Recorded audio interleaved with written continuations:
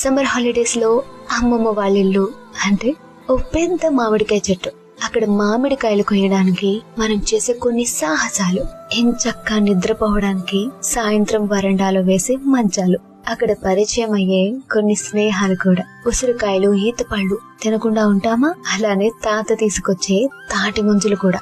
అమ్మమ్మ చేసిన ఆవకాయ, అది మనం ఇంటికి వెళ్లిపోయేప్పుడు డబ్బాలో పెట్టి మరీ పంపించేదే. మనం వెళ్ళామని ఇంట్లో ఏదో ఒక స్పెషల్ వండి పెట్టేవాళ్ళు. అదే సెలవులు అయిపోతున్నాయని మనం వెళ్లిపోయేప్పుడు మనం తీసుకొచ్చిన బట్టలన్నీ అమ్మమ్మ సర్ది పెట్టి ఇచ్చేది. తాత మనల్ని ఇంటి దగ్గర దించడానికి తీసుకువెళ్తున్నప్పుడు వెనుక నుండి కొద్ది రోజుల్లో నేనే వస్తాను ఇంటికి, అమ్మకి చెప్పు అని అమ్మమ్మ గొంతు వినిపిస్తుంది. అది చిన్నప్పుడు మనం వేసవి సెలవులకి మన అమ్మమ్మ వాళ్ళ ఇంటికి వెళ్లి గడిపిన రోజులు ఎప్పటికీ మర్చిపోము.